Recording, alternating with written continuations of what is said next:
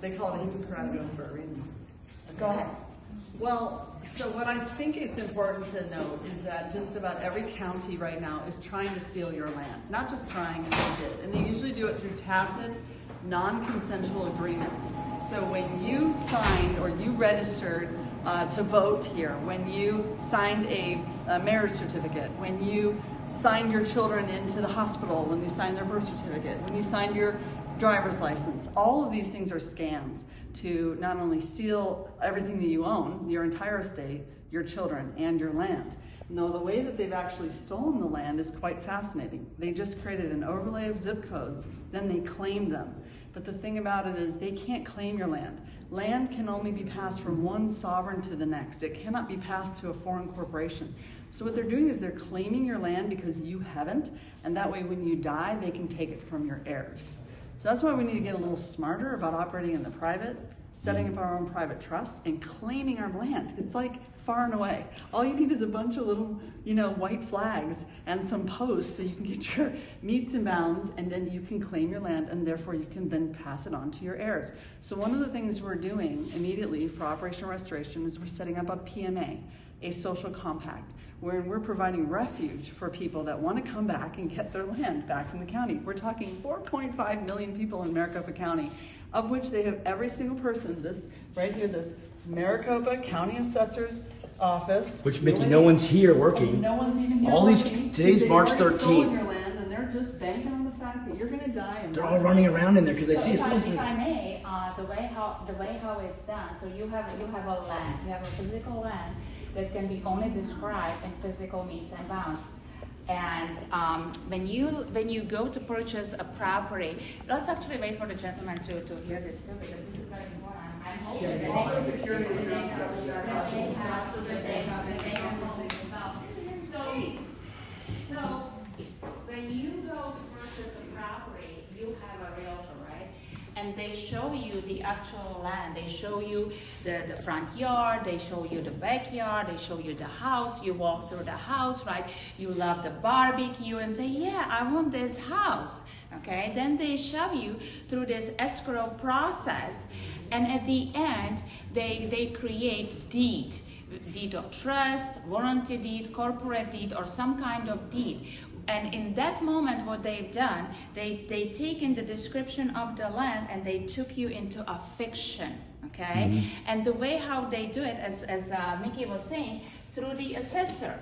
So when our country was invaded, they created this federal territory overlay on top of the land. So the actual land is described in the meets and bounds, which is done through the surveyors, licensed surveyors map. So you have one map that's describing the actual land in the meets and bounds. It basically tells you from this pipe to this pipe, there is so much, feet, then you have to go at that degree to the next pipe, and that's how you describe the actual, no, lawful description.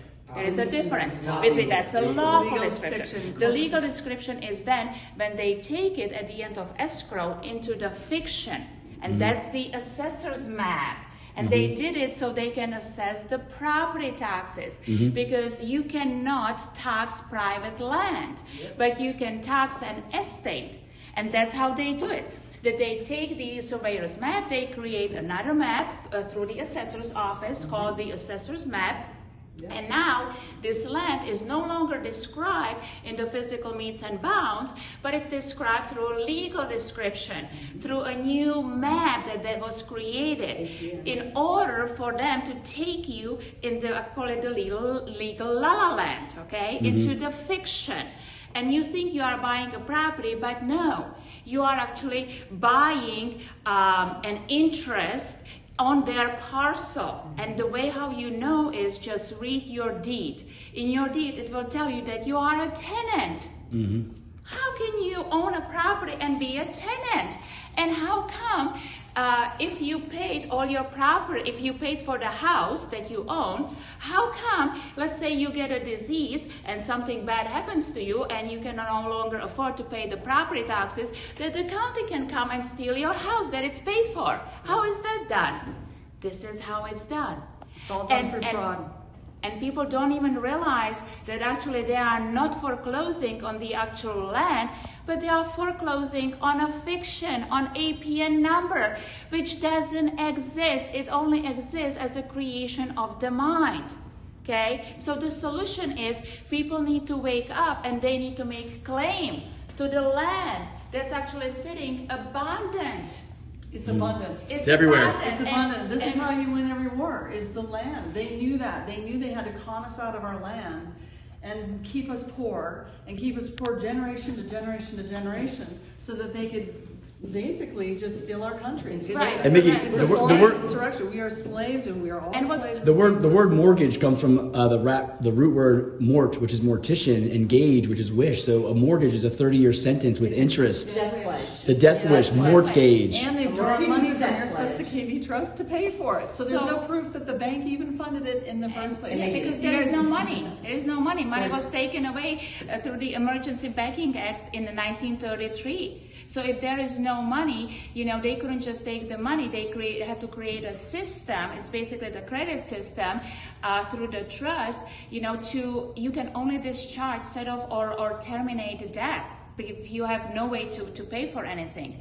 So what I like to really stress out to people is, if you look at all the foreclosures where people's lives were ruined, where families were ruined, people committed suicide for nothing, okay, for nothing, because they left a land that they settled on. This is the American dream, that you can own a land, you can nurture the land, you can live from the land, and then you pass it to your heirs. Okay, this is the American dream that so many brave men put their life to, and we just gave it away. So this is really the call to people.